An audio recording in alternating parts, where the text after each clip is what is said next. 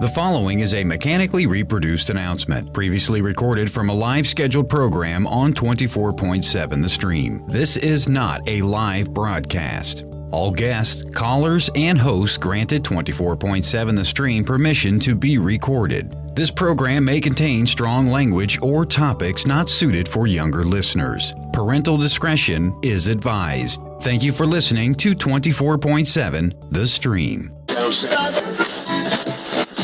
Here we are, everyone, with InformNation Radio. It is Monday, 2 o'clock in Central Standard Time, United States, and this is your host, Alex Gabriel. And your co-host, David Sick. Happy Monday, everyone. Here we are today talking about You Are What You Eat series. We're going along with this. We're having some special guests on. Last week we had Anthony Melchiotti on. With Rock Your Health Radio. With Rock Your Health Radio. We're talking about removing toxins from your diet, getting toxins out of your shampoo, out of your hair. Lowering that toxic burden, because there's toxins all around us. And we really want to, because there's no way to avoid toxins, because really what is a toxin, right? Mm-hmm. So it's about lowering the amount of toxins that come into you, and basically that. I mean, getting them out of your diet. I mean, you can't get all the toxins out. And actually, we have a special guest here that we were just talking about about toxins. And what we were talking about was actually taking toxins out of your body. Taking toxins out of your body, but actually you can't really just get rid of toxins in general, but you can make strides to actually lower your toxic burden. And what kind of that derives around is actually your skills of eating. And actually the special guest that we have in the radio today is my mentor and one of our friends, Dr. Theresa Nesbitt over here. She likes to be referred to as Dr. Theresa. If you'd like to say hi to everyone, Theresa. Hi, everyone. Welcome to the show, Theresa. How are you doing today, Theresa? I'm doing great. It's great to be here. Are you excited to be on InformNation Radio? I absolutely am. That's good to hear. Good to hear. But we were just sitting with you on Saturday, kind of talking about what we're going to go over on the show about. And we all know that you have a book out called Evolutionary Eating, and it goes over a lot with kind of the skill set of eating. And I think a lot of people these days are neglecting the skills of eating. I mean, we all grew up in a family. We watch our family eat. We watch our neighbors eat. We watch eating on TV. And a lot of these things don't actually have the best influence on us, or maybe we're not brought up in the right eating patterns and the right skill sets of eating. So what we kind of wanted to talk to Theresa about today is we wanted to talk about a little bit about what you actually just brought up in the other room, which was the toxic burden on your body. And what's the difference, everyone, between toxins and poisons, and does one build up? Is one going to kill you? And what's your take on the toxins and the poisons? Well, the thing about toxins is it's a word that's become really common. So when people say toxic or toxins, they might be referring to different sorts of things. But in general, the way that I like to describe toxins, especially in terms of what we eat, is that the food that we eat, we put into our mouths and chew up, and it gets all processed. The digestive system is sort of, it's farmed out. Mm-hmm. So what's inside you, what seems like it's inside you once you swallow it, it really isn't inside you yet. It's inside your digestive system, and it has to become fully broken down, and then it is absorbed in very particular kind of ways using receptors and identification and things like that to go across the barrier of the intestine just in one particular place. And then those nutrients, so that's what we're always eating nutrients, but we should try and eat food that has nutrients in it. That's a lot more natural for our body. That then what is absorbed from that is the only thing that has potential to be the diet that we can actually use. So in general, my guidelines for what is food or what's a good choice in food is to choose a food that has building blocks, which will be the common ones that we know of: fats and proteins, fats being particular kind of fats that are used in cell membranes and in your brain, but a lot of fats are used as fuel. and micronutrients, which might be all those little minerals and vitamins and things like that in very small amounts. The micronutrients help with kind of the chemical processes in your body, Yeah, right? the minerals and vitamins are a little bit different, but they're sort of like the labor. Unless they're present, they don't get the job done. You can have all the building blocks there, but along with the building blocks, you have to have these micronutrients that a lot of times make cofactors. So because food tends to be packaged with everything that you need all together, especially if you eat a variety of it, it's probably a wiser way of going about things than trying to look in the laboratory and pick out any individual nutrient. Because we're learning a lot more that things are absorbed in pairs and things like that. So when you eat food, you get a very different kind of absorption than when you eat nutrients. So it isn't necessarily absorbed, or possibly, which is going to go towards what's toxins, is you might actually overabsorb one thing in relation to another, and that's not necessarily a good thing either. So I always call the toxins the rubbish. So there's the waste, which never gets absorbed into your body at all. So it stays within the digestive tube. You know, I like to have people imagine like a paper towel tube or a long tube that goes from your mouth to your anus, and literally you can see, if you hold up a tube or make a circle out of your hand and look through it like it's a tube, that what's inside the tube is the outside. It's not Just really like your the body, inside. just on the inside, just this big tube that just Right. kind of flows through with your intestines and your colon and your body and your mouth. It's hidden, Yeah. but it's still there. Just like a tree, a lot of what what absorbs things from the tree is the roots, and the roots are hidden. So you can look and see, oh my gosh, the tree looks like it's got brown leaves and things like that, and you could try and fix the leaves. But what we really a lot of times need to do is figure out what's in the soil that's going into the roots, or even fix the roots. So toxins can be something that's very individual.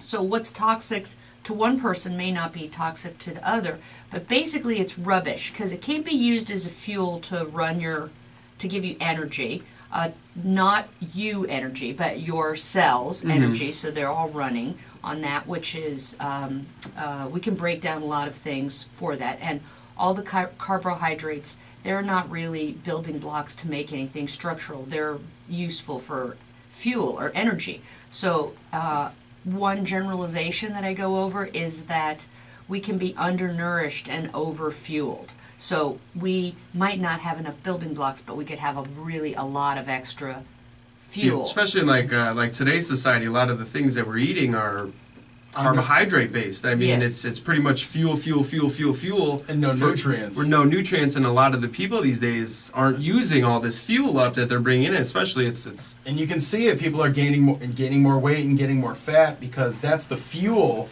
that your body needs. And because they're gaining so much fat, they're not gaining as much nutrients, right? Right, and a big problem that goes along with that a lot of people have experienced is that they are still hungry. So the brain is saying, I'm still not nourished, so it doesn't really care how much fuel you get. It's like the junk in the trunk. It just is like, okay, we'll go store that in the fat cells. But we still haven't gotten what we need, so it's constantly stimulating the appetite.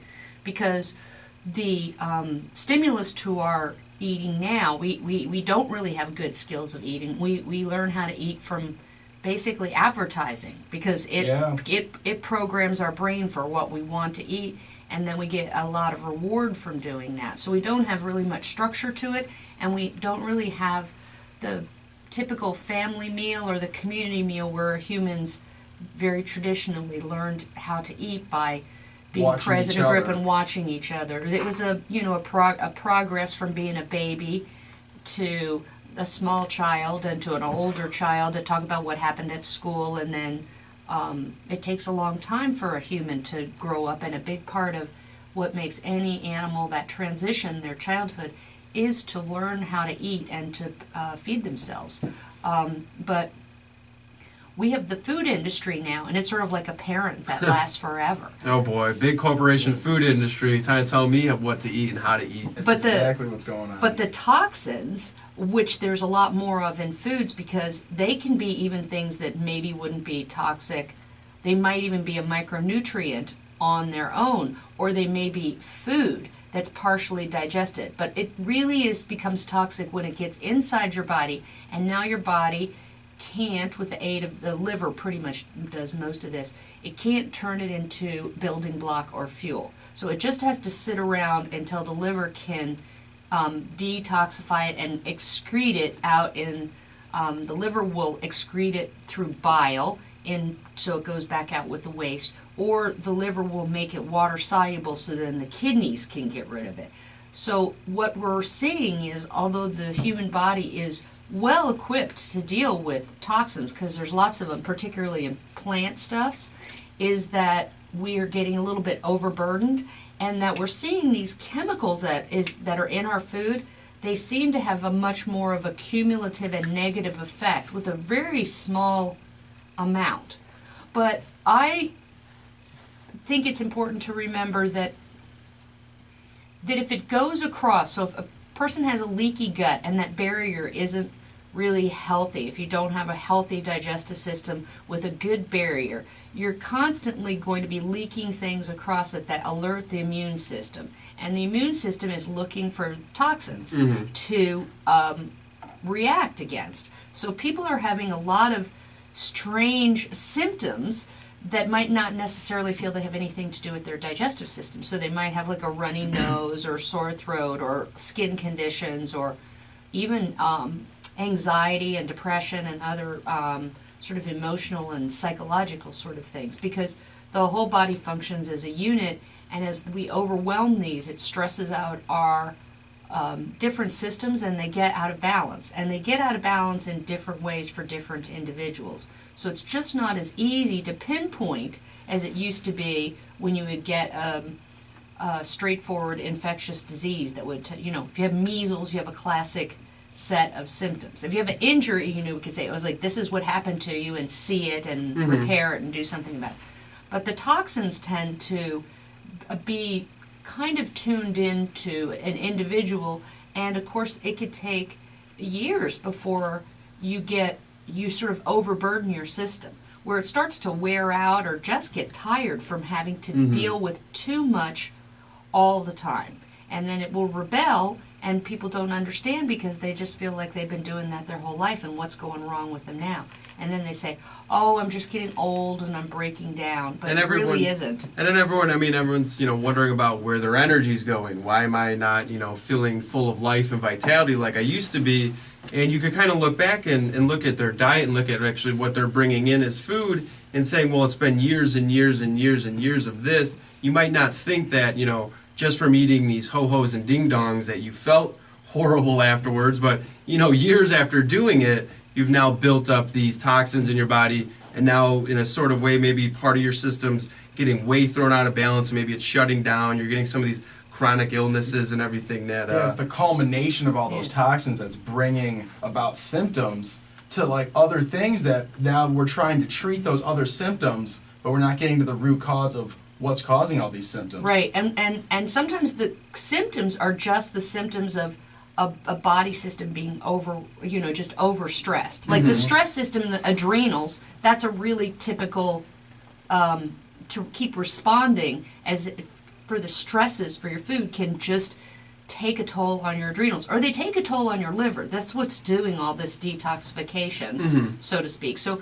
a lot of times people say, it's like, well, what do you think about like detoxifying diets and cleanses and things like that? And it's pretty complex but one of the things I really like about it is if you can find a way of get your thinking going in the right direction without going overboard. So you can't get towards toxins the way we sometimes get about germs, with this idea like they can be completely eliminated.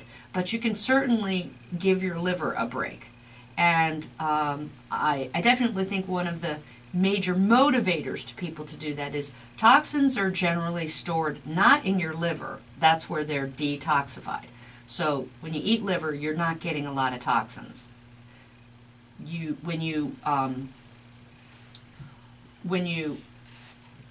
eat the fat from animals who've had a lot of toxins or drugs or things like that, and our own body fat tends to accumulate these toxins. And some people are a lot more sensitive to them than others, and their body will hormonally, it will adjust to basically put a lockdown on their fat so that the toxins aren't circulating around, that they're waiting in line for the liver. I have a quick question about the fat. Yeah. Now, when we lose weight, or when we use weight is Yes. the proper term, because Yes, we're yes. actually we're not losing the fat, but we're using the fat and burning it off as energy. Since the toxins are stored in the fat, since the releasing of fat, does that put toxins back into the body, or does that just get more of a flush of the toxins out?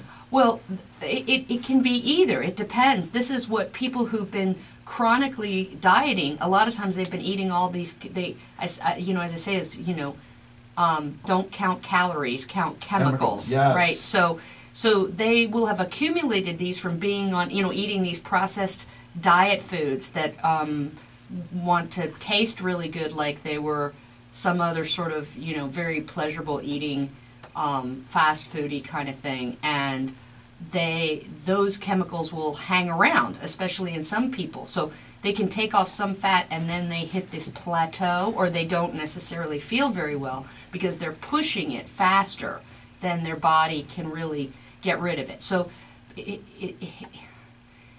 the liver is where the rate limiting step is. So people go, it's like, oh, you have to drink a lot of water to flush out the toxins. But really, the liver has to make the toxins water soluble, and then the kidneys can flush them out. So when you eat good, when you eat real food and you eat pretty clean, you're, putting the kind of building blocks that you need to detoxify. Mm-hmm. So your own body becomes a great detoxifier, and you're not adding to the burden. So you're just You're letting your body naturally come to that homeostasis level where it's bringing out toxins that are coming in that are natural sometimes, because the toxins are all around us. So we're giving our body that chance to flush the toxins out with not overly flushing the toxins out. Wouldn't it be great if we could think of our body as an island where getting rid of all the trash or rubbish, you had to pay a lot of money? So if you really thought, we just don't see the cost of that. Mm-hmm. So if we actually had to pay it right at the time we did it, we'd be so much more careful about what we put in. And I always say is people are so much more careful about what they put in their car than what they put in their body. Yep. Like, oh, special oil, Right. oh, special gas. But they don't care. They'll go to McDonald's down the street right after the gas station. Absolutely. So it's like, when you get all these other toxins and you get your toxic burden down to a point where your body can handle the toxins that you're bringing in now, your body can now take some of those old toxins that you stored up over time and kind of be like, okay, well, you know what, I got some extra time today. I'm going to clean up a little bit of this garbage and rubbish that's sitting around my body now. And then that's the natural detoxifier. Your body will naturally do that after a time period of kind of bringing down all the other chemicals that you're getting taken out of your body. Yeah, when you're in homeostatic hum, you're able to, take care of everything that sort of comes along as long as it's in moderation, and definitely deal with your backlog. Okay, that's interesting. Well, after this break, we're going to have a couple messages here from our sponsors, but after this, we're going to get into the skills of eating and how you should eat, and kind of what we've neglected over the years. Because eating is a skill. Eating is a skill. And I don't think most people think eating is a skill, but practice makes perfect, yes, right? it does. Yes, it does. But right Only after this, perfect practice makes perfect. You know what? I've heard that like recently. Practice makes permanent. Practice makes permanent. There we go. But we'll be back right after this. And here we are back with InformNation, 23 minutes past the hour worldwide. And here we are with our special guest, Dr. Theresa over here, talking about, toxins in your body, getting the burden down, having your own body kind of detoxify itself.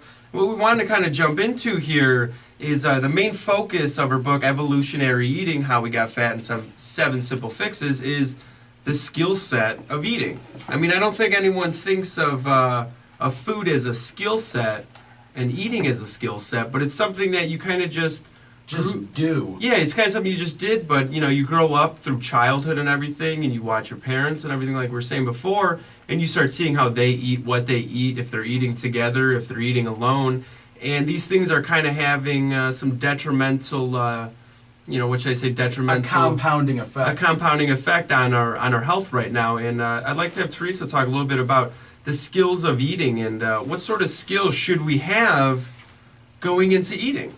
Well, I think the first thing is to just talk about a skill, because it's certainly not anything people really think about how people eat. I mean, what would a skillful eater be? A lot of times people will say, oh, I have a roommate and they can eat anything. And when you actually look and see people who are maintain their weight and they're the ones where you say they can eat anything, generally they are more skillful eaters. And the way that I define it is something that you've learned over time. So the least skillful eaters are babies. And we tend to eat just like how babies do. So if you think about what a baby does is they eat on demand, they eat all the time, they eat wherever they are. Someone has to bring them stuff to eat. It's all chewed up for them already, and someone cleans up after them and things. Mm-hmm. And now we've gotten to a point in time where that is how adults are eating. They're eating everywhere, anywhere, all the time. They eat in the car. They eat, and they eat food that basically almost dissolves in your mouth. So it looks like solid food, but once it gets in your mouth, it's really not much difference than a baby food. It just starts off crunchy and then it turns into baby food literally in seconds in your mouth. Like something really quick. Right, and our brain is designed to really like foods like that because they tend to be high in fuel. There used to be a time where we would need that fuel because starvation was a real threat to people until very recently. And the funny thing now is that, well, it's not funny, it's actually really depressing, is we are still starving if you look at what our body needs to be nourished, but we're fat, so we're overfueled. And these skills I broke down in the book about when to eat, what to eat, where to eat, who to eat with, how to eat, and why to eat. So it's, basically like any question. And as you go through, you learn the things that we would have learned just by being around skillful eaters who would have been our parents and our family and our community. But if you think about what happens nowadays is, our parents aren't very skillful eaters either. And even the grandparents aren't necessarily. So we're not being raised that way. We're not at a family table. We eat on the run. It isn't just fast food, it's everywhere food. So I go through, and I would say that probably my favorite, most important skill of eating is when to eat.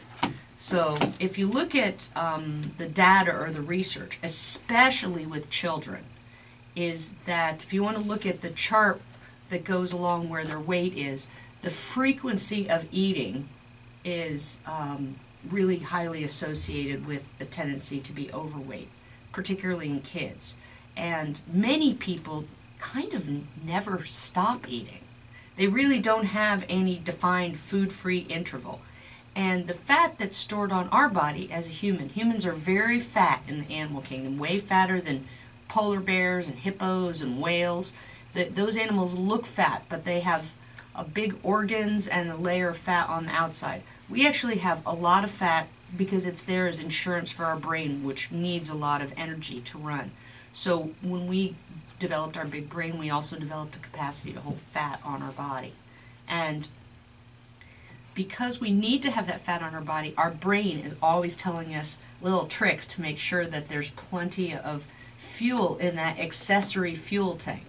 But I think that the first rule that people need to look at as far as what skill would be the highest payoff would be to have some food-free intervals. Just like a baby and a puppy, they need to eat more often. They don't need snacks. Snacks should be eliminated as a word. There's no healthy snacks. No, there's no healthy snacks. If you need to eat more frequently, you should still call those meals.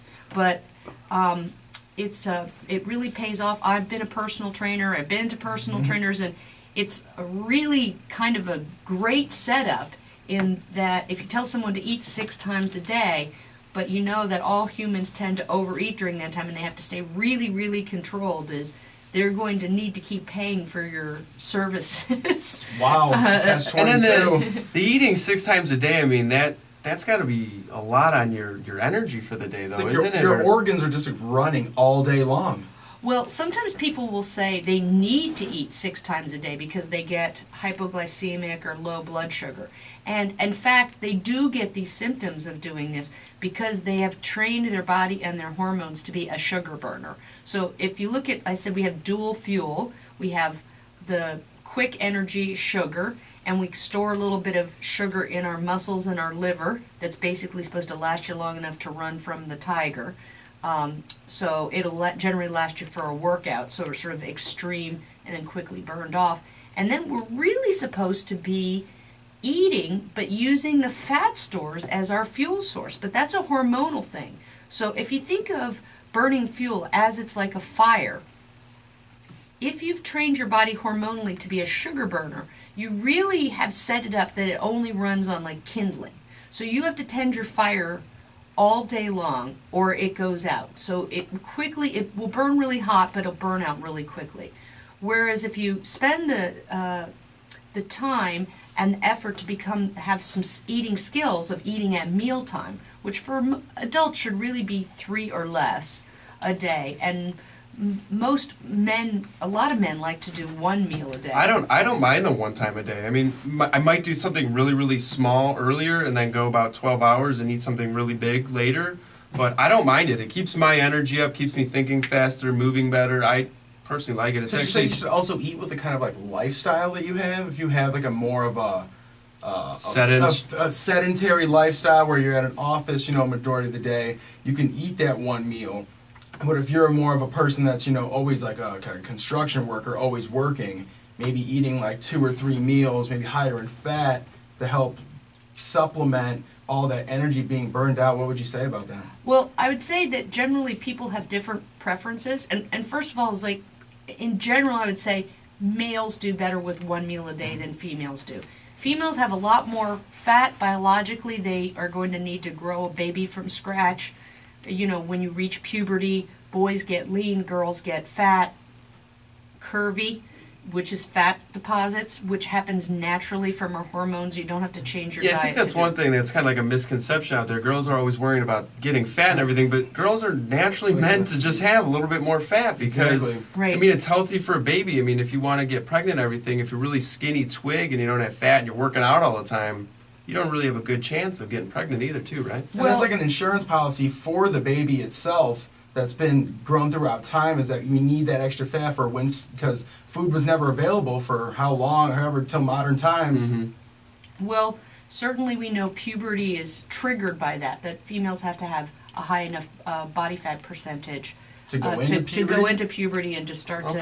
to have periods and things like that, so that they would be fertile. You can see the effects on that And right now. and that happens with a lot, I notice, with like gymnasts and stuff. Like a lot of gymnasts who are younger, they start younger, they tend to like get their periods and stuff later, right? Or they don't have them at all. Or they don't have and them at all. And a lot of athletes are like, they'll be working towards getting a lower body fat. But it isn't natural. And so when you're voluntarily when you're voluntarily restricting so much, your brain is going to interpret that as starvation. And it does a lot of things metabolically that can be very hard to reverse later on. But in general, there's a lot of hormones, leptin, insulin, sex hormones, cortisol, lots of other ones associated with digestion. They make like a hormone soup. And I'm just going to say, in general, females tend to kick in hormones that are fat preserving, appetite inducing. They respond a lot more dramatically. And it's a huge frustration for women, because when girls go and they change their eating with their boyfriend or their husband, then males tend to drop weight a lot faster, and they're also even able to drop weight just by working out. And because of they have a bigger muscle mass, testosterone will help them burn more like that. So females are going to be kind of resistant to that. So you have to work with it a little bit, but they still shouldn't be eating all the time. Mm-hmm. So if it works out well for you to eat, I guess, David, to go back to your question, is I know men that are, they're laborers, so they're really working and burning a lot of calories over the course of a day, especially if they're outside and things. But what they can do is that they just eat a lot more at one meal. And that's what you can do with dogs too. Is, people are like, oh, my dog, they get hungry if they don't have their 2 meals a day. And I'm like, well, because you've trained them that there's food at a certain time, so they're going to look for it. But you could just give them double the amount of food, because the natural way for dogs is to not even eat every day. Yeah, that's right? true. So, I'm going to do that to my dog. So thought about that. He's going to hate me, it's though. actually no. Dogs don't have the same appetite. Because their brain is different. They don't look at volumes and things like that. We've trained them right to almost be in the way that Right. they are with the meals every few hours or something like that. Right, and most people's dogs will eat anytime you offer them food. Mm-hmm. So you shouldn't use that as a criteria that your dog is hungry or suffering. That they are, they've got their little brat brain, their little dog brain is going to be begging for food if they think that they're going to get it. If your dog knows that food comes once a day, then they stop bugging you for food at the other times. Now, it's fine to feed your dog twice a day and half as much, and it's fine to feed yourself 2 or 3 times a day. But it's also fine, even if you eat a lot of food, to eat a lot of food 1 time a day. So that is just much more unusual. The real thing is to actually have these food-free intervals where you're not eating anything. Like an intermediate fast. Yes, but Intermittent. but a lot of times people call it, like I do my little demons. My dieting demons is the ghost is invisible, and it's like you didn't have anything to eat all day. I saw that in your book. But You actually have everything in here about all the demons and everything. Yeah, there's a little YouTube video on that as well too that talks about the haunted by hunger, the dieting demons. You got the Kinda zombie, vampire, ghost, barbarian, the witch. They're Yeah. all like psychological Or like, hormones. or hormonal inside of us that turn us into almost like a small version of these like demons that make us want to eat more or have different kinds of foods or something like that. Right? Well, right, like because we start off with like the zombie describes what leptin does in your body, which a lot of people have experienced. This is they feel like they've been pretty good all day, but when they get home from work, they just start eating and can't stop, and they become kind of mindless, like that fourth meal. Yes, fourth meal. Yes, Fourth meal. What Taco Bell said at the best, or we're here for your 4th meal. Yeah, that late night, I need Yes. food. Well, you just don't stop. So eating late at night, that it's almost like a binge, is very much associated with a hard time to lose weight and feeling badly about it the next morning.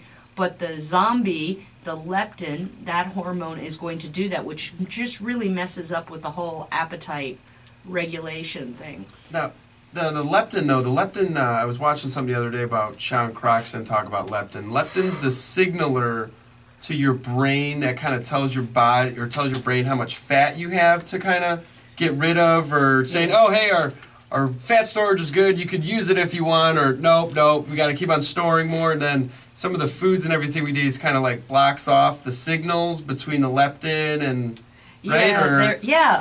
I wrote a blog post one time called Leptin is the Lorax, because in that Dr. Seuss movie and book, the Lorax is this little creature and he speaks for the trees. And the leptin report speaks for your fat cells. So your brain doesn't actually know how much fat you have. It only reads the leptin report. And it is possible for the leptin report to be quite inaccurate or be a very poor reflection. And if your fat is sick fat, remember we were talking about toxins before, so if you have these toxins in your fat where the fat is inflamed, it doesn't call in that it's present. So even though it's there looking undesirable, your brain doesn't know it's there. It might think you have not enough fat at all, and then the leptin is going to stimulate your appetite to go out and eat more so that you can have more fat, even though there clearly is plenty of fat there. The leptin report says there isn't. Is there a way to like test your leptin, or is there like anything like that? They've been trying so hard. Most of these things, as far as weight loss and diets, people are like, can you help me with this?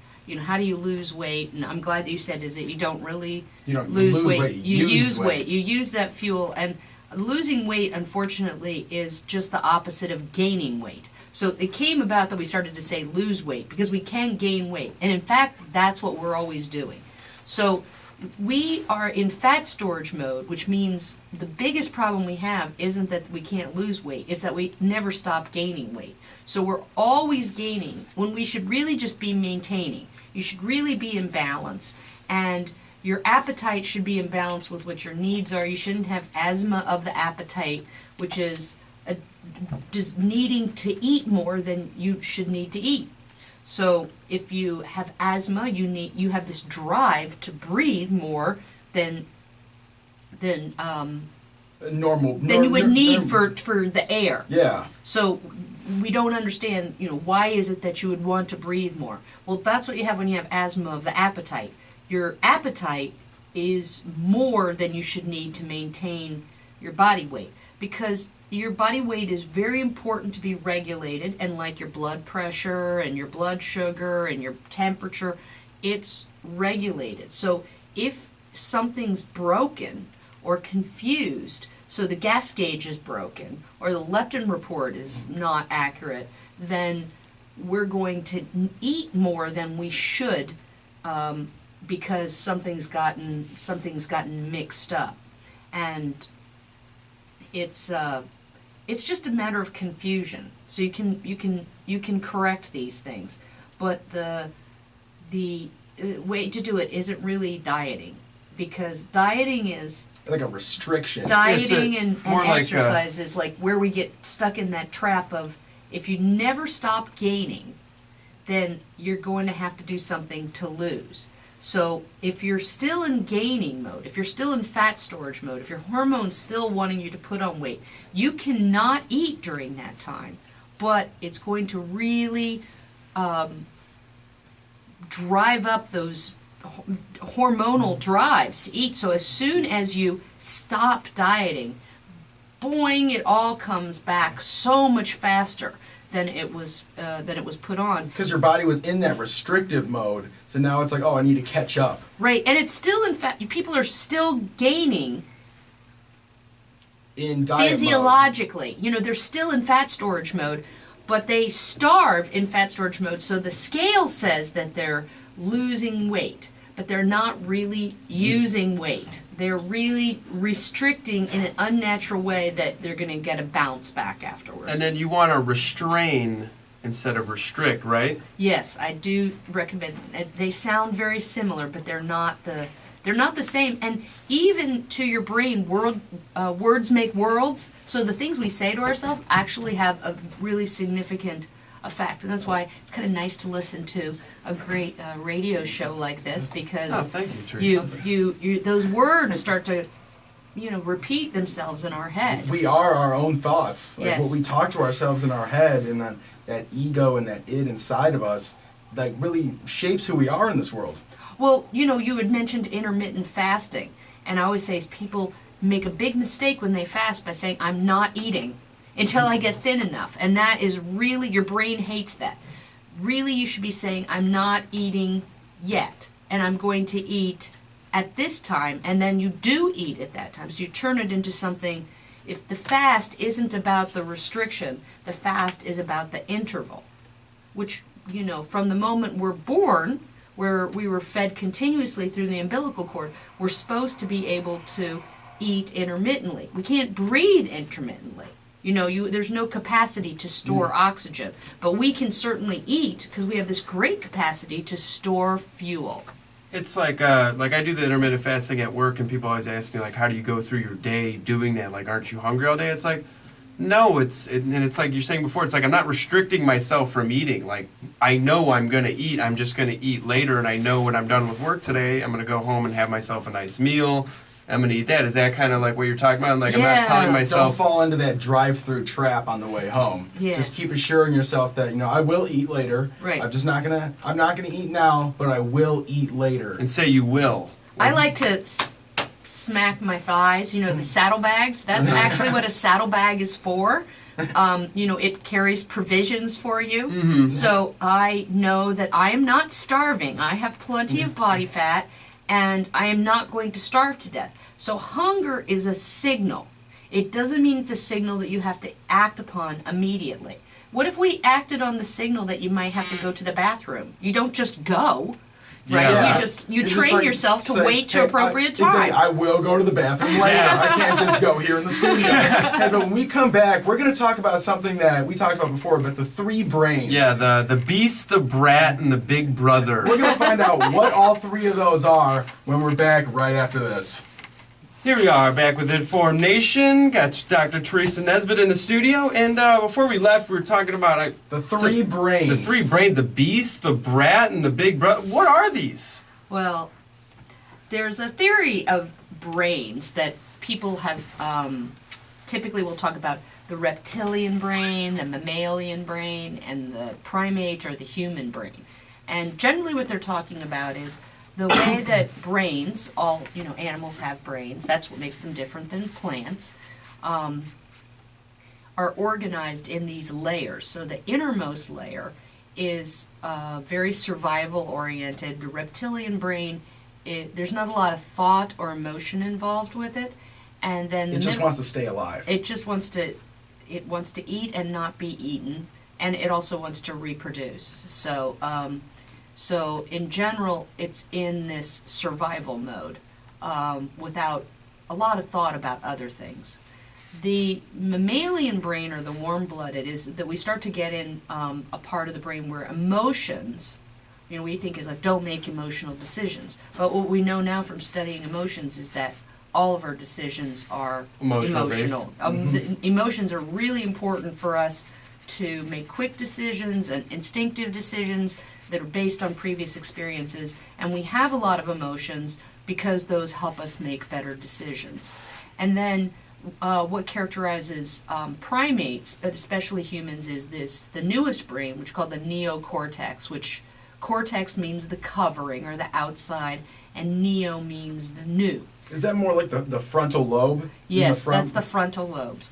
But it's an interesting thing is that the part of the brain that we think of as the thinking part is in the motor cortex. So we really think, the point of thinking is to think about what we're going to do, an action. Think about what we would say, think about how we would act. So we collect experiences so that we can make better decisions. So we tend to think that our brain evolved so that we can think, but our brain evolved so that we could do better, so that we could plan or prepare. So it's pretty easy to get into a loop. But now I have my own little definition of brains that goes along with these, just to kind of keep in mind, but it's particularly as it relates to what decisions we make about food. So I call the innermost part of your brain, or the reptilian brain, I call that the beast. And then the emotional part, the dog brain, is the brat, and then the thinking part is the big brother. And it's really has to do with how you can get all your brains on board with what you're deciding of how you're going to eat. Because we say we're going to be on a diet, and actually diet means, it's from Latin meaning daily, it's way of life. So how we eat really shouldn't be this restriction or counting calories to lose weight. It should be to find a way that all of our brains are on board and all of our environments on board, so that we have a way of life where we're not constantly going up and down and food preoccupied and always gaining and then needing to lose, and it gets harder and harder and harder each time. So we should develop a healthy lifestyle. Yes. So you have to we tend to think that all of our thinking is mostly made in the cortex, or the thinking part, the willpower part. So people say, I failed at my diet because I just don't have the willpower, I gave in. But in general, what happened was they didn't use their willpower to make things easy enough. They don't have the skill power. Right. They not, need not the willpower. Exactly. Right there. Skill power. Use skill power, not willpower. Exactly, because your willpower wears out really quickly. So let's look at the beast first. So the rules about the beast are you cannot train the beast. You can only tame the beast. Oh. Because How do you tame that beast? you tame the beast by feeding it regularly. So if you do not feed yourself, then the survival part of your brain, which is the most important one, says you are not to be trusted. So I am going to feed myself since I can't count on you to feed me. And they don't really care about all these rules. They don't have language. This beast part is really, am I eating regularly? Can I expect to be fed and nourished? And if I am, then I'm going to be tame. And if I am not, then I am going to break that chain and go on a big binge. So it's that underlying like driving force. Right, because you can't be trusted to feed yourself. So survival means we are always slanted towards survival, always first. So the first thing that you have to do when you diet is still to feed yourself. And sometimes words make a difference, but you can't, you have to look at it as this is the way that I'm going to eat. This is the rules, developing those skills that say, I'm not going to try and starve myself because my brain isn't going to like it. In particular, my beast brain, which isn't going to listen to any words or explanations or I'll never get married or I can't fit into that dress or any of these things. The beast does not care about those. The beast really doesn't care what you look like naked at all. But if they did, they would definitely want you to be fat. So because it just feed wants me food. all the time. Yeah, because they don't know when food. They can't understand like a small child. The beast can't understand the concept of there will be food in the future. Mm-hmm. It's like, is there food now, and are they taking care of it? And then the beast is calm. The beast is calm. So the next layer of the brain, which is kind of my favorite, is the brat. That is the emotional part of our brain, and that you can train, like your dog or your bratty kid. So you do that by following these rules and guidelines that you set and sticking to them. So if you're always rewarding your temptations or anything with food, then you should not expect the brat to become a more skillful eater. Instead, they become more whiny and demanding and brattier. So to train the brat is what Alex was talking about a few moments ago is, for instance, if you've decided your interval is to eat, really small amount and then, 2 meals, but one small meal and one much larger meal, is you don't eat in between those. And so you're going to get hungry. And you train the brat by saying, yes, you're hungry, but you're not going to starve to death. So you say, let's see if we can wait. I believe when we were talking, Alex, you were saying, well, does it help? Like, can you get up and walk around and see if you won't be so hungry? I said, no, getting up and walking around is a good way of saying, are you still going to be just as hungry in a minute? So you really can't distract yourself. Right. Because if you're hungry, it is just a signal, and it goes away, like needing to go to the bathroom. Most of the time it goes away until it doesn't go away. But there is a lot more time built in, but the more that we've made a habit of eating all the time and everywhere, the more we've trained our brain to respond to all these cues in the environment.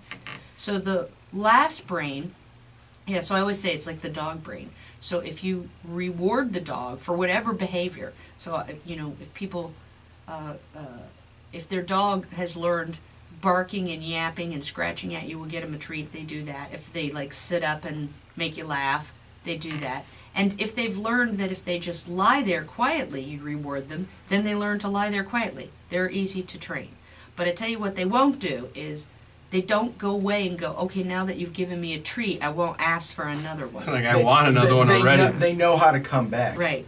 And so the last brain, and this is the one that we can think about, isn't really in control. And that's the big brother. That's the thinking part. And it isn't the big brother, because it's like when your parents are gone and big brother's running around going, I'm in charge, but they're not really in charge. So what you want to do is use your willpower to develop your skill power. As I said, that really counts for more. Skill power is what training does, so that's the brat. But what you really can do with the thinking part of your brain is control your environment so you're not constantly stimulated, because that's the easiest way to make the new habit.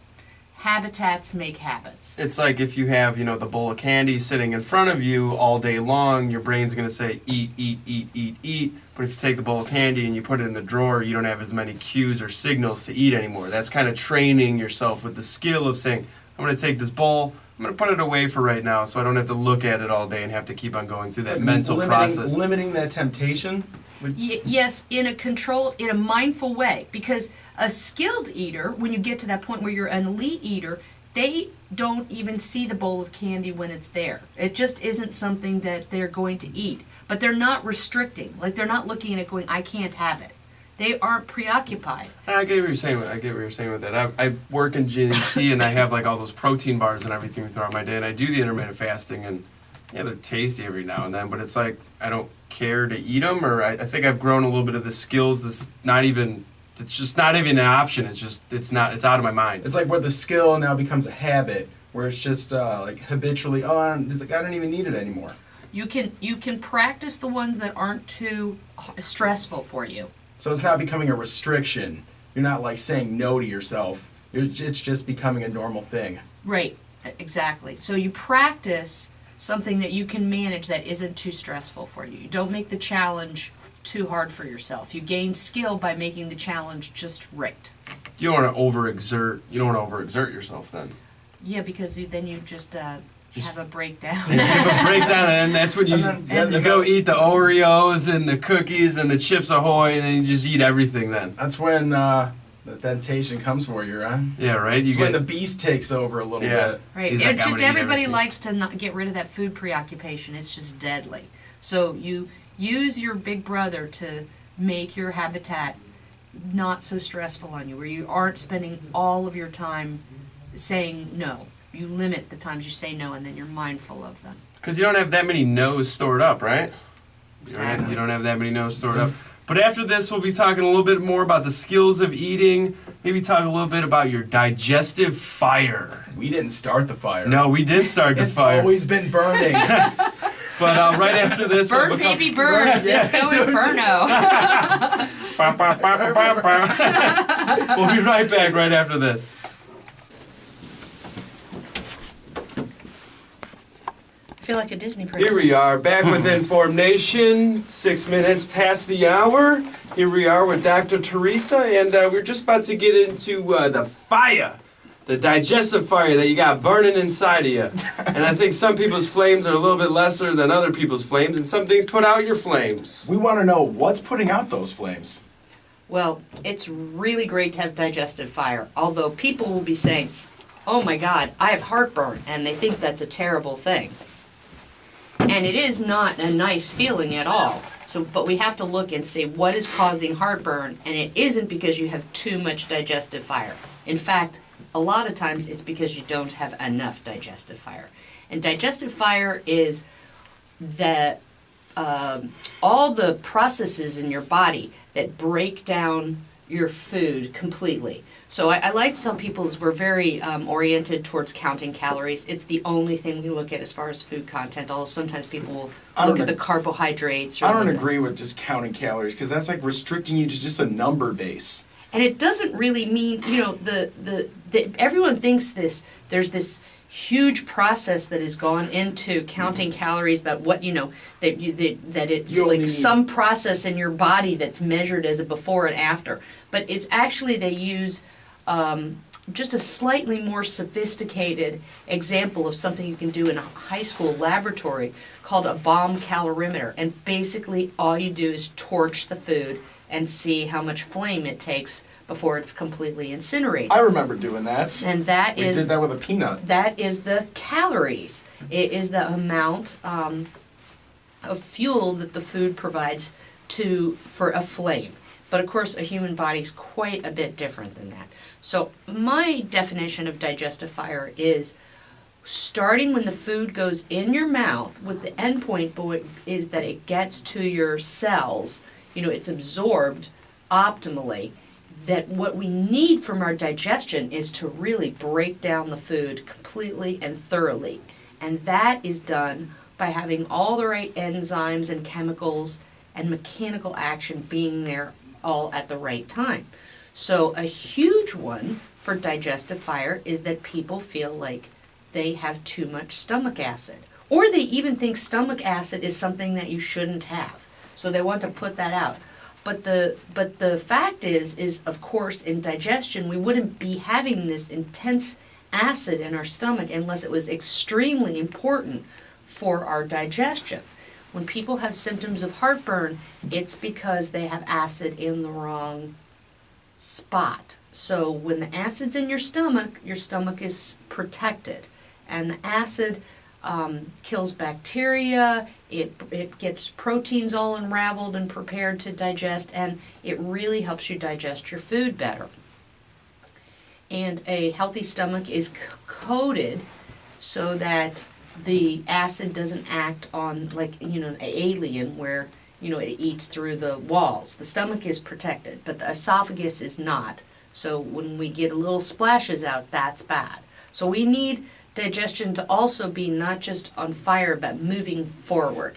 So that's where I get my love of magnesium is, The magnesium one of them is queen. I love magnesium, but one of the great things magnesium does is it has allows the relaxation and contraction that gets a good peristalsis that helps everything move forward. Oh, I did not know that. Now, what's a peristalsis? Oh, peristalsis are the waves. The way that the tube works is it's like a ripple that just keeps running through. So it squeezes, sort of like what you'd see when a snake digests, but it's rhythmic and they go in pulses. And then it runs all the way down the length of that tube. So anywhere that gets stopped up tends to make other areas get Stopped up. So it's like taking like a rope or a hose that's laying on the ground and like throwing it up in the air and giving it that wave. Yes. So it's like constantly moving everything through all at once. Right. It gives you it's your natural conveyor belt. So everything kind of keeps moving along through there. So we, to aid your digestive fire, the first thing that I like to say is you have to chew your food, because while you're chewing your food and it's inside your mouth and your brain is categorizing what it is and it's preparing the cocktail to break that food down. And this is where we get into a huge problem with our food forgeries, is these fake foods. They look like food, they taste like food, they fill up our stomach, but they don't have the nutrients in them that the real food would have had. And at the end of the day, the cells want those nutrients. So we try and say, oh, well, what about we'll just take supplements? So you can just take a handful of pills and drink Diet Coke, and you're going to be in great shape. Because everybody's on a little, how I call it, a little Skittles bag full of pills a day. Yes, and yes. it's like, oh, I got my multivitamins, my enzymes, all this. But we should be getting that from a natural food source. Right. Instead of going straight to saying, oh, well, I'm okay with crappy food. I'm just gonna pump my body full of supplements because I'm not eating good. Mm-hmm. Well, here's a perfect example. So a lot of those supplements, they are like little rocks. They are not subject to digestive fire. So you have to pay for them, because some rocks are really expensive, like the ones you wear on your finger, But so we pay a lot of money for them, but they still pass through undigested.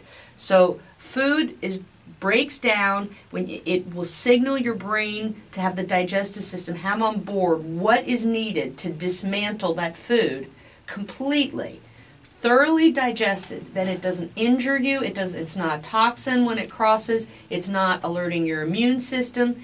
And it's also a big part of our digestive fire also deals with things that are in the food. Like there's microbes and things on everything. So people I spray them with antimicrobials or I wash them. But still, that's a part of life that's around us. And a big part of how we deal with it is to have that time in the stomach with the acid dogs have more time in the stomach with more acid. That's why they can eat stuff that's been out in the yard and it would make us very sick. They Now, can, what they can about- eat rotten, what would be rotten and make us sick. It's because dogs, throughout time, the animal, any food they need for them. But humans, we've developed just a specific quality cooking? Cooking our food or having a certain food basis, like a bracket around of what we want to eat, and dogs can just eat anything. Well, dogs can eat anything, but they will eat anything. What do you think about humans eating raw meat? How does that go? I mean, how does that go like back in time, like before we started cooking? Like, did we eat raw meat? Does that affect is that the okay? the Like, can we digestive do that? fire? The digestive fire can be aided by raw because the enzymes that are in it are not deactivated by heat. So that's the argument for raw. The argument against raw is that the germs are also, that could be there, that could make you sick, might not be deactivated. So when people ask me about raw, I generally say it depends on the status of your immune system. So you have to be immunologically competent, so you would deal with those. And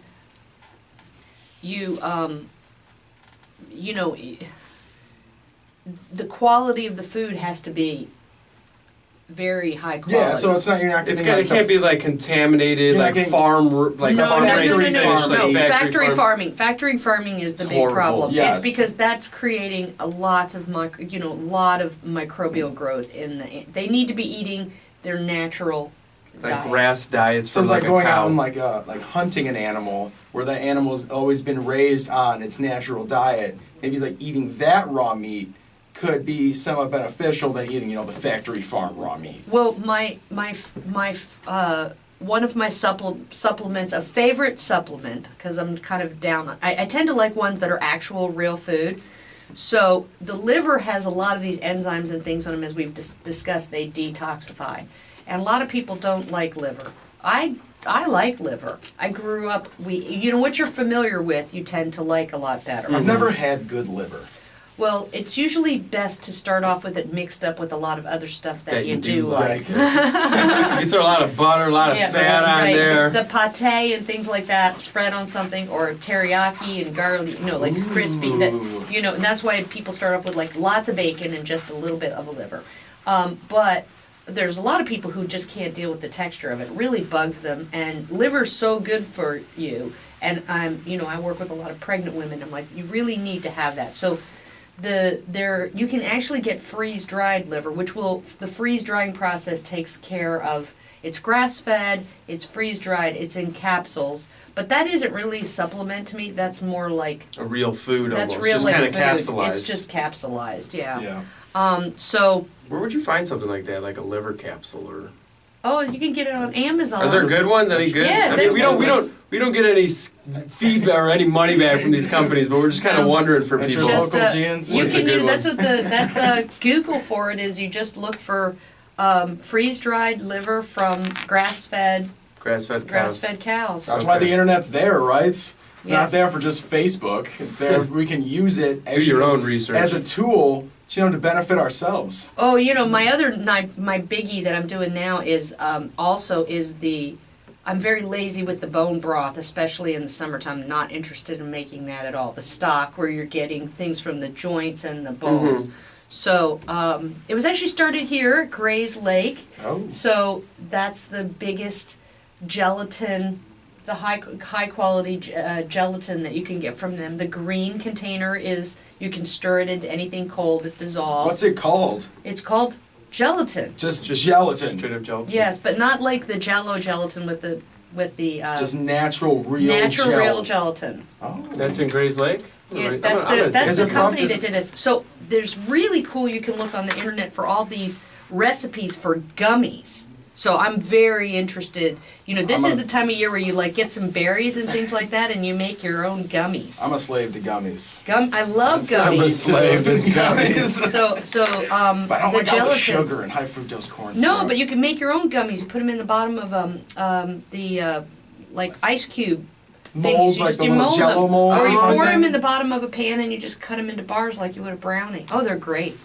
That actually sounds pretty tasty. trying Some those real out, fruit right? and everything in You it. can use real Yes. fruit. I love the chai tea ones. I'm really big on the ginger. I like ginger Mm-hmm. a lot. So I, especially this time of year though, where the fruit starts coming in, rhubarb and stuff. It's really tart, and I like Sour Patch Kids and things. You know. Yeah. So I They're know sour everybody- but sweet. I know. Yeah. I like make my own that way because you can actually just dust them with a little bit of sugar on the outside to just Give them a little taste. give them a little taste, or you can combine it with strawberries. You know, rhubarb and strawberries, that's sort of traditional. So it works well. That sounds Gummies delicious, are actually. great. Gummies are great. Well, right after this, we're going to talk a little bit more about what you should be eating, what you shouldn't be eating, the skills of eating. And then we're going to bring up kind of what Theresa wants to talk about. David? Also, hey, join us in the chat because CJ Murphy just put a link on there on Amazon for some real liver. Oh, there you so go. if you want to go out there and check out some Thank real you, liver, CJ. join us in the chat. Thank you, CJ, and get some real liver for yourself. We'll hear from you right after these messages. Here we are back with InformNation, 23 minutes past the hour. Here we are. Hello. We're down here at the racetrack today. Here we go. We got Theresa talking about Beast Brats, Big Brothers, and what are we going to talk about next? We always got to do one of these segments where we do a weird, interesting voice. Usually British, but sometimes Australian. And sometimes we do British. Theresa, do you have any accents you'd like to bring out on the radio today, eh? I know you're Irish and you go to Ireland. What's your fun Irish accent? Let's hear it. Ireland is full of accents. One of the most interesting things I've ever heard about the English language is they tested and found out of all the people who have speak English around the world, who are the easiest to understand and who are the hardest to understand. And it turns out both of them are in Dublin. So Really? there is a Dublin, like the Trinity College accent, where everyone can understand it. And then a few streets away, there's a street Irish accent where you cannot understand a word. It sounds like marbles in the mouth. They speak nothing but slang. They talk really, really Do you fast. have a fun Irish accent? No. There's Are you a sure? movie. There's a movie with Brad Pitt. I'm trying to think of the name there. Oh yes, where he's it has Jason Statham in it. Oh yeah, Yes. the Pikeys. Yeah, the Yes. Pikeys. Oh, Yeah. Pikey, and they start With talking. the caravan. Yes, yeah. And they start talking like this weird, like he's just like, yeah, they make the best deals because you have no idea what they're even saying. And what you just agree- yeah. I can do that one. Yeah. But the Pikeys. But we're talking a little bit about eating well, eating for your health, and what we want to distinguish here is kind of the difference between wellness and health. Because they're different. Yeah, because we don't think about the difference between wellness and health. What are the differences, Theresa? Well, I really emphasize this. So I always talk about that I'm interested in wellness now. I'm a regular traditional doctor, medical doctor, MD. I'm also a nurse and have an RN as well. But people, too much as we use the word health, tend to think of health as the absence of disease. Or you get healthy, which means that you take away disease. So I believe that we're all naturally well. We have wellness. And it's like a well, just like where you can go and you can draw from it. And I think that it's a great reflection back to what you were talking about in terms of the toxins is that you don't want to poison your well and you want to replenish your well. So both toxins, being mindful of toxins can do both of those things. So you can make sure you have a nice good supply and you don't want to put something in it that makes your well poisonous to you. So I think that wellness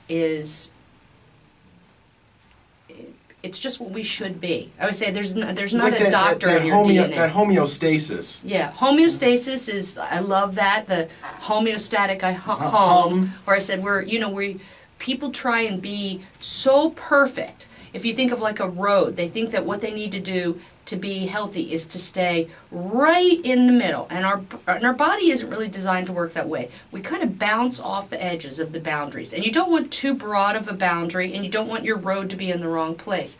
But so many people feel like, oh my God, if I stray off the road, I'm just going to fall off the cliff to nowhere.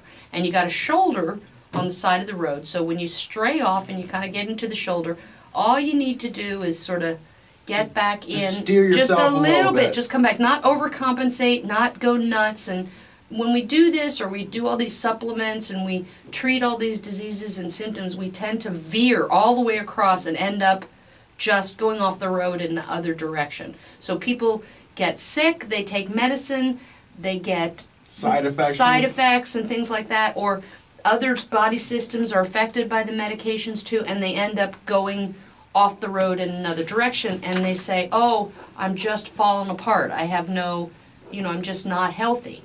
And they don't really look at themselves as having this wellness. And that's why, I always start mine, like, if I had a radio show, it would be like, I would say, welcome to wellness, because that is really what we would do. I like that. I like that name. Welcome to we wellness. should get Theresa her own show. Yeah. Talking about wellness and getting better. Mind, body, spirit all together. I think you're at the right studio here, Theresa. I think they got It a is. wellness network. And you should check it out. Yes, welcome to wellness. It's words, but It's more than words. It's just health has gotten to mean something really different. People think of getting healthy, they really think of this in the disease mode. It's gotten too mainstream. And as a doctor, when people say, oh, Theresa, you're sort of a preventive, or holistic, and I'm like, those are all just medicine still. Mm-hmm. They are an emphasis on what I can do for you. And I don't want to do anything for people because they're already usually fine. They're just confused. They need to do it for themselves. Well, they need to find that path of the skills, so it can't just happen overnight. But you can start yourself up as this is the way that you are. So you create, like I said before, one of my favorite expressions is habitats make habits. You can make an effort to surround yourself with it in an environment where it becomes easier to make choices that are health and wellness promoting both over lifetime, rather than trying to prevent disease or treat disease or cure disease. So we'll call Theresa a wellness coordinator.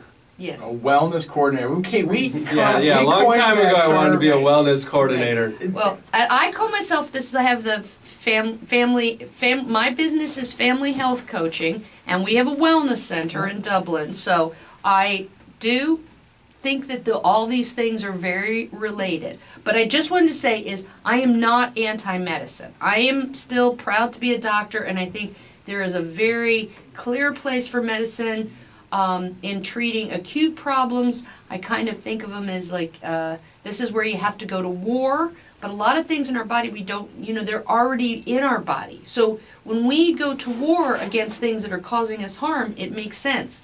But it doesn't make as much sense when we're dealing with chronic disease, things that tend to cause problems for people right now, that their body is breaking down or making compensations that are creating. It's because if you're in that chronic war, there's just going to be more and more destruction that you're going to go. You're not fighting like a small battle, a little skirmish, and then ending it. You're just thinking, well, I'm going to fight this battle to the end of anything, and giving even the same like more and more medicines and stuff like that could be, adding to the problem. Would you say? Well, we tend to think of this way, like what the big advance in medicine was with the infectious disease, to find pharmaceuticals that would treat a particular bacteria that would cause a problem for us. And that was very effective and very life-saving. At the time. And it still is if you were to get that. So even a person who has like a lot of wellness, a really good example historically was Jim Henson. He was mostly people would consider very healthy, never needed to go to the doctor, ate really well, good weight, no problems, no medications, but didn't like doctors, and then he got pneumonia, a really, really easy to treat pneumonia, but by the time he came to the hospital, he was far gone. He was far, the pneumonia had gotten into his bloodstream, which means that bacteria causes sepsis, which will make your blood pressure go down. He was just too sick. And when we would get injuries and things like that, you would get an infection, and an infection could kill you. So having these antimicrobials, the antibiotics, they were very important. But would you say he almost kind of like he was so in his wellness that he kind of like fell for his own game where he thought he was so well that he kind of like neglected a lot of things. I don't need these doctors. They don't got medicine. I'm perfectly healthy. I'm doing a good path, but he didn't go for like the normal like checkups or anything like that to see maybe how far along he was. I don't know. Well, the thing is that medicine is helpful when there's something to treat, and so the problem people get into is they tend to be very extreme one direction or the other. So they think if they're, pro-wellness, then they have to be anti-medicine. But there's a role for medicine, like if you're hit by a car. That you need, that sometimes medicine in these acute situations. But look at some of the things that we're dealing now with heart disease, diabetes, these chronic pain, illnesses that are just coming depression, around. cancer. So cancer, this growth of abnormal cells, we tend to think of it in a model that would be very much like infectious disease. So people think, I have a cancer, so I need to take cancer medicine and kill all the cancer. But the fact is everybody has some cancer in them. We're in balance. When you're in homeostasis, it doesn't matter if you have a little cancer in you if you don't get sick. So I think a better model that we'll be moving to with cancer is a model where we're really more wellness promoting so that you're not getting sick, so that your own body can kind of keep away the cancer. Keep away that, and then we would look through the medical interventions as sort of like in the military where they would just lay down level the playing field, so to speak, so to help, but not to be responsible for getting rid of all the cancer. And you don't even need to make that a goal, because if you get rid of every little bit, you're going to cause a lot of damage to other cells. And it's all about like preventative maintenance. Right. And a huge area that we're getting into right now is this whole bacteria and germs. So germs are really pathogens, things that can make you sick, but it's still very gray, because if you try and kill too many germs, you kill off the things that are on your own body that are designed to deal with that there are germs in the environment, and we need them. So it hasn't been helpful to use things like hand sanitizers. It has had the reverse effect. It doesn't make us, it doesn't cut down on illnesses, and it is promoting resistant organisms that we can't treat even when you start to get really sick from. Like these superbugs. Yeah. Superbugs. So the hand sanitizer is doing it, everybody's using it, so nobody's really, even from birth, nobody's building that tolerance to all the germs and toxins out there, building an immunity. We're just just wiping the slate clean, and then if anything comes along, we haven't built enough immunity to destroy it. Well, that's like there's good theories on that, is that we have to be exposed to dirt, to the microbes and things that are on there.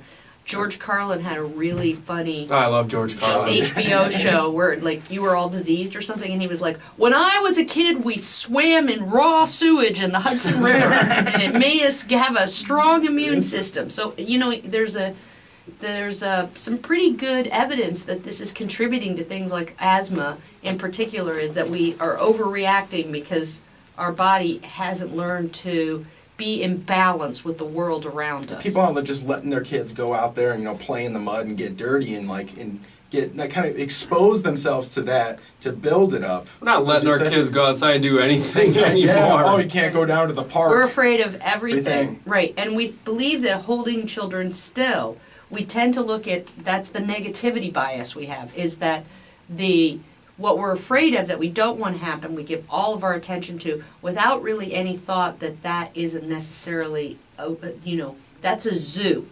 So you're holding your kid in a cage, and not the kind of zoos that they have today, where the animals live in a much more natural environment. Like, they're in a zoo like those old cages and bars and cement where you hose them out and the animals are all pacing back and forth. That's where we're putting children, and then we need to give them medications. They're all, they're even on psychiatric, many children, more than a quarter of them are on psychiatric medications. And we're seeing the effects of it. Right. And they're not playing, and they're not going outside. I think there's a school over in Europe, I think, where one of the principals actually lets the kids go out on break, and actually they're like free to do whatever they want to do. Like they're climbing trees and putting up like boards to try to get up to the tree higher. Yeah, And get like pieces of metal hanging around, and they have like no supervision, but it's actually like one of the best environments supposedly for the kids because it's kind of open and free, and they let them kind of run around and do whatever they want. And they're then, learning, and they know that natural. They're getting like, skills. They're getting skills with working with each other, the kind and of community. It's the play gives you the skills to do that. And, you know, there's something to be said that's what sports is that play is a way for you to get these basic body movement skills, and that you played with,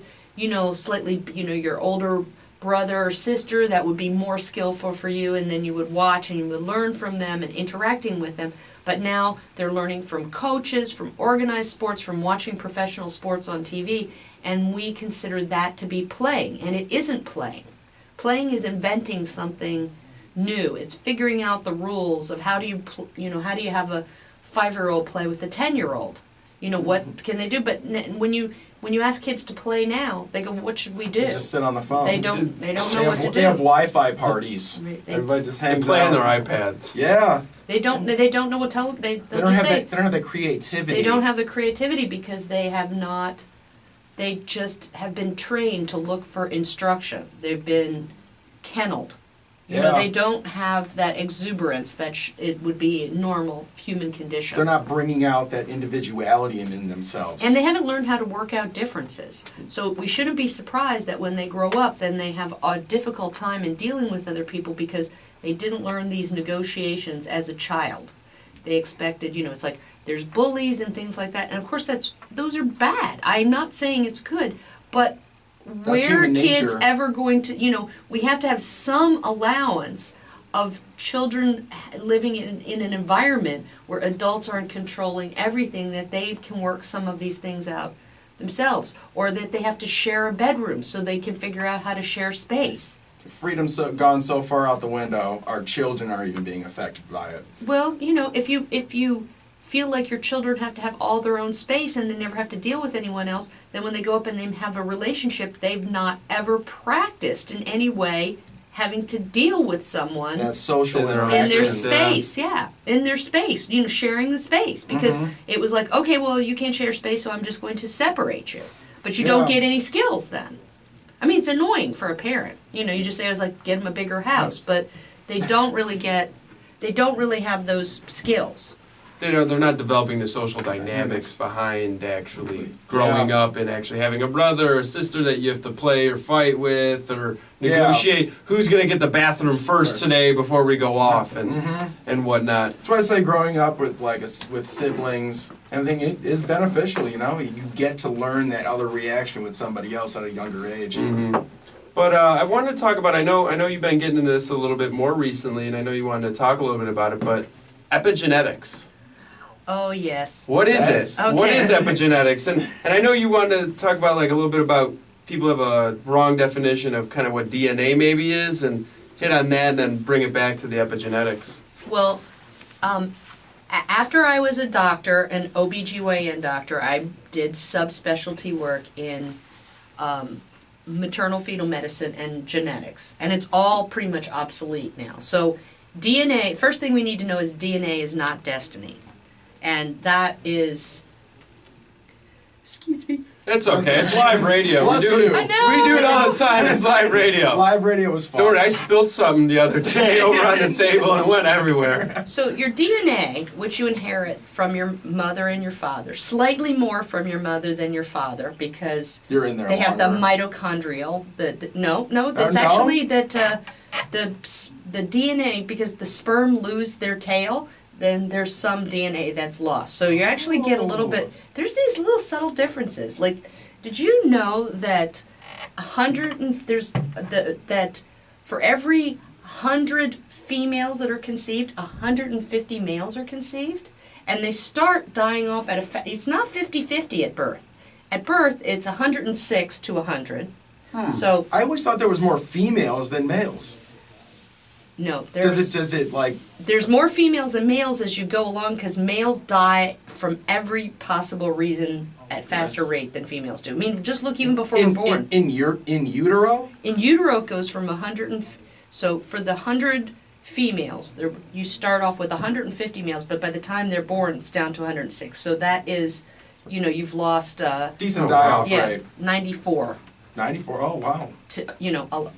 No, I can't do math in my like head. 46, Yes, right? 46, yes. Oh my gosh. Anyway, but the point for epigenetics is your DNA isn't destiny. You're getting DNA from both of your parents, and those are just like a recipe book that tells you how to make proteins, enzymes, and things like that in your body. So what we now are known, it isn't like the cookbook. That if you think of your DNA like this as a cookbook, like you would get from Amazon, like the joy of cooking, is you're not going to make every one of those recipes. You're going to have favorite ones that you make over and over, and you're going to have modifications. And those modifications are notes. Those are the epigenetic ones. You're the chef, and it makes everything turn out differently. So it isn't your nature or nurture, which is genes or environment. You cannot separate them. It's like an egg once you start to cook it. You can't separate it. Or a cake once you've started to bake it. It's no longer the ingredients. So you can't talk about them. Yes, you need good ingredients, but you also needed the oven at a certain temperature. You need to put it in. You need to combine the ingredients in a certain order and use all of them. And you can make some substitutes and some will work, and you can make some substitutes and some won't work so well. That's a good way of putting kind of what epigenetics is, kind of. Yeah. That's a good It's analogy. So not the we have nature and lots nurture. It's m- like it's the both plus you, the individual. Right, and it's so exciting because again, like that, the big brother or our willpower is we have a lot of control over our genetics by controlling our environment. So a huge epigenetic influence is the food that you eat. So you're really telling your body which genes to turn on and off at any given time and helping your wellness out a lot. So it's the people that are saying, oh, well, I'm pretty much prone to heart disease because my father and my Yeah. father's father and father, I'm just going to have heart disease. But I think if all that is- you started eating, better and you started being in a better environment and everything, you could just not have heart disease and you could almost maybe kind of kill it off or maybe something for the next generation. Well, Or make it less- everybody's going to be more susceptible. Everyone's an individual. So the point is that just because you have a genetic predisposition doesn't mean you have to manifest it. I don't think that's the thing. That everybody's saying, "Oh, cancer, it's all genetic predisposition. I'm genetically prone to all this," but it's like it can't always be that way. Well, look at it a different way. You could say, my father was a professional basketball player, so I'm genetically prone to be a professional basketball player. But actually, you're just genetically prone to be tall. You have Yeah. to do all the other You got to skills. do all the hard work. Yeah. You got Yes. to put it in practice. The perfect practice Yes. makes perfect. But after this, we're going to have our little homework segment. Teresa's going to be sending out the homework for the week this week, and we'll be right back after a couple of these messages. Thank you, and we'll see you in a minute. And here we are back with InformNation, 47 minutes past the hour. And what we're going to do right now is David's going to play around with his phone over there and screw up the head microphone thing. You know which what? is- I turned the ringtone up. all I hear is static right now in the thing. You know what? That's live radio. You know what it is? That's It's the live Android, radio. and Todd's running Mac in there, and you're trying to bring this garbage in here. No, I'm just messing around with you. But we're gonna have Shout out to all the Android users out there. You know it's better than iPhone. we're gonna have a little school segment here. So I wouldn't know. Once you go Mac, you never go back. Oh, it's true. I got the Mac right here. I love it. That's why I love you, Teresa. But let's hear school time. Welcome back. Yeah, it's a little loud. It gets you up in the morning. Yeah, it does. It's Monday. It's Does that school mean it's time. fire drill time? That's what that sounded like. Fire Yeah. drill time was like recess. You get to Yeah, it's yeah. like, oh, thank God, I get a break. Yeah, fire drills. We get to go outside. Yeah. Fire drills are fun. Yeah. That's where you get to jostle everyone. And Yeah, get you get to drunk. hang out with your friends. Yeah. You know, Yeah. It's like free time in prison. Oh, I get to see that kid from that class. It's an No. extra rec hour. But Teresa, what's going to be the homework for this week? What do you want everybody to work on for themselves? Well, the evolutionary eating book has like probably more than 1,000 tips. I always say it's like a menu. I love this book. I So- love the way it's set up. So you can go through, it's super easy to pick it up and read little bits. It's like a bathroom book, So what I think is that there's something for everyone. So what you want to do is choose something that is high payoff, meaning that you get really great results from it. So, sometimes people would say, look, if you have one tip, what would you tell people to do? And I'd say, the one tip that I would tell them to do is to eat off of an 8-inch plate. Not off a salad plate, not off a regular plate. Go and get, you can, even if you need to use the paper plates. I'm writing that down. And also, if you don't know what the size is generally you can measure your hand and see how to spread your fingers, and then that's what's going to be the size of the plate. So you can still look. But we have plates that are 11, 12, 13 inches, and they hold twice as much food. And the way that our brain works and our eyes work is we can't tell size difference. So you're just as satisfied. But if you go to a really small plate, to a dessert plate or a salad plate, your brain says, that's too small, like 3 little bears. And it says, you can have a second plate. So we need to go back to that normal plate size that we had up until, supersizing me came along at McDonald's, Yeah. which is actually about no plates at all. So then, what's a serving size? It's Just- when your hand hits the bottom. Yeah. It's a bag. It's like It's a bag. what they found is that when people get served big portions, they eat big portions. They eat big portions and they don't feel any more Different. full. No. So, I think Brian Wansink is sort of the pioneer of this. He's at Cornell, and he wrote a book called Mindless Eating, and they study what people do. And one of the most fascinating experiments he did was he put a pipeline under the table. So everyone would sit at the table and get the same food.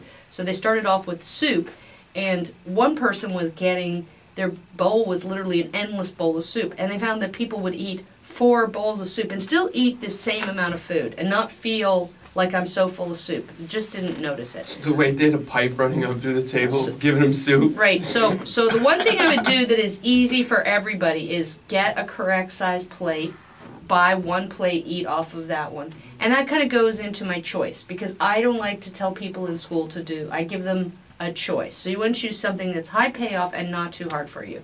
So we're going to look and do the when skill of eating. The plate size is the how skill, but everyone can do that. That's just a simple one. So let's do the when skill of eating or the where skill of eating. And what we want to do is practice a little bit so that when you find that you are able to improve your skills, you have to pat yourself on the back and say, good job. Like, you have to acknowledge that you've done a good job, because my brain changing formula of neuroplasticity, of like, you rewire your brain by the 3 M's: mindfulness, movement, and mood. So you want to think about what you're doing, you want to actually do something. Your brain really credits movement, puts a gold star on it so that you remember it. But you also have to have the right mood. So you want to pat yourself on the back. And here's the 2 things to do. So for the week, I would like either there to decide how many meals there's going to be, and then no eating between meals. So no snacking at all. And that includes caloric beverages. That's huge. That's huge for people drinking to caloric. caloric Okay. beverages. And if it's too hard for you to do that, then just no caloric beverages, That's which a good is one. huge. No pop. No pop. No pop, no Gatorades. No Gatorade. Right. Juices. Water. Nope, juices or juices no or sugar. juices. Right. But I also say count chemicals, not just calories. So I say water or unsweetened tea or coffee. Real made tea, not the high fructose corn syrup tea. Real made tea. Yeah, not brisk in a can, everybody. And obviously, Yeah. green tea is great, and people like, there's going to be questions about coffee. And I would say, if you can't drink your coffee, no sugar for sure, but if you can't drink it, that is like, just put a little tiny dollop of cream in it, or coconut cream. So if you really can't drink your coffee that way, but that's your non-caloric beverage, you're making a big step. So no eating between meals. Be very, very mindful. Not even a bite. No eating while you're preparing food. No eating off your kids' plates. No eating between meals. And every time you reach for something and go, I was going to eat it, and you don't eat it, you're training yourself. If you say, I didn't eat that, I did a good job, I thought about eating it and I decided not now, and then you eat it at mealtime. Yeah, give So yourself a just little put pat it on the back. and also put that on at your meal. So you can put it together at You that could time. eat it. It's just like eat it in the mealtime. Eat it during the mealtime, right. So, people say, well, what about an apple? Isn't that good? And I'm like, it's a great small meal. But, how many meals are you eating? And it should be 3 or less for adults, okay? But for people who eat all the time, they might need to start off with 4 because they're like puppies or babies, and you're still preschooler. But believe me, your stomach capacity is fine. And you're hungry and you're food preoccupied, but it gives you a chance to train your brain. So that one might be too challenging for some people to start off with. So the second one would to be where to eat. So you eat at a designated eating place, which would usually be a table, but if you're at work, it could be your desk and a table. But you need to eat off of a plate at a designated eating spot with utensils and a plate. So even if you're eating at your desk, that doesn't mean you get to just open out your McDonald's or your TV dinner. People just eat right out the tray. That at least is a plate-sized thing. It's okay. So you can't do all of them at the same time. A TV dinner is like kind of the what, but it is a confined space. So what's the problem with a TV dinner? The in front of the TV. Yes. So that is not a designated eating spot. So you eat. If you don't know what this is, I suggest you watch Shrek the movie, because he opens it up with, setting his own table for one, his designated eating spot. I loved at the end, he pulls his earwax out and makes candles. But he really knows, he knows how to make a meal. And it's really tragic that when we look for role models for eating on television, that by far the best role model is The Simpsons. You notice they eat at a table frequently. Yes. Yeah. Yes, as a family. They eat at a table much more frequently than American families do, because they couldn't film them otherwise. So they're looking for all the dialogue and stuff, and to have that, then you have to have everybody together you need to have at the a table. family dinner. At least it shows, at least through the media and the television, that they're at least promoting a family eating at a table. With all the propaganda out there amongst the war on families, at least they're showing that families can at least eat together. That's a big thing. They have the aliens. So they had that book where they're eating. Where there's a Simpsons episode where it says it's they thought it was like how to eat like a human, but it's how to eat a human. That's what the aliens were reading. But eating like a human is something that we all need to learn how to do. And it's a communal thing. It's together.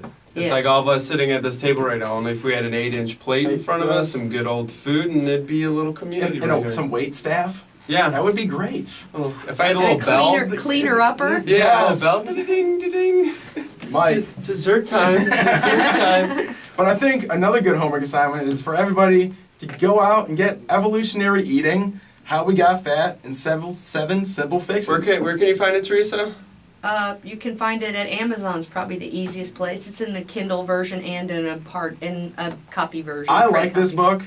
This book is very well put together. It's well read. It's got You could easily read it, yeah. It's not like a novel where you have to sit there and listen to boring pages. It's You broken can down. flip through, like, if you little want to flip to a sections. chapter and you don't want to start at the first chapter, Yeah. I mean, you can kind of almost There's- go I through it. There's pictures in there. Yes, Yeah. there's pictures. There's even fun little pictures in there, to keep you occupied. Yeah, there you go. It is not a diet book. And the reason why is Diets because don't if work. there was a diet that worked, then that would be the one everyone was on. There Right. wouldn't be like thousands and thousands of diet books from Amazon. It's a wellness book. Exactly. It's the difference between the difference of wellness and health is the difference between eating and dieting. So everybody knows how to diet now. They know all these diets, but they don't know how to eat. Mm-hmm. And so it's a problem. It gets you ready to train yourself since there's nobody around to train you, but it sets you up for success. So you can learn to eat all on your own and become an elite eater. It's about time we take responsibility for what- our own selves. Yeah, exactly. for what we eat and how we eat it. 'Cause- But, Teresa, I mean, were you going to say something? I was going to say, the corporations and all the media out there is pumping you up with whatever, eat everywhere, all the advertisement, but it's you yourself and that skill power you learn and you build off of to really get yourself back into a wellness state. But I want to say thank you, Teresa, Yes. for coming on the show today. It was an awesome show. This It was has been- so much fun. I can't lie. really I had got a good bunch time. of notes here. I really had a great time. It was so much fun. I kind of went back to school a little bit. Every Yeah, time right? I talk to Teresa, I always learn something new. So she's a wealth of knowledge. She's I a know. wealth of knowledge. But it was great having you on You Are What You Eat series. We'd love to have you back. We'd love to have you anytime Yes. you're in stateside. Hey, let me remind you that the difference between illness and wellness is just substitute I with a we. So it's great when we get together. There we go. There we go. I like that. It's great when we get together. I like that. Thank God that's recorded because I'm going to use it.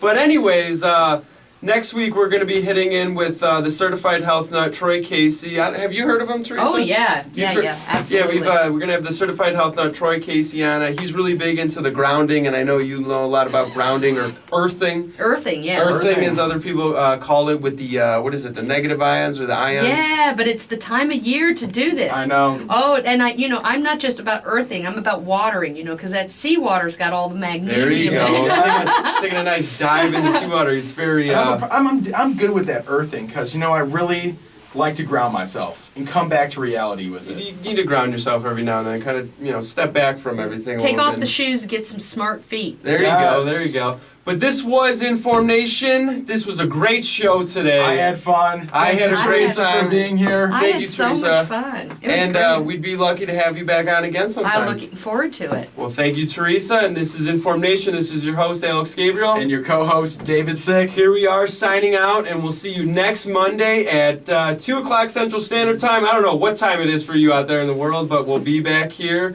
next Monday. Have a great day, everyone. Thank you, everybody.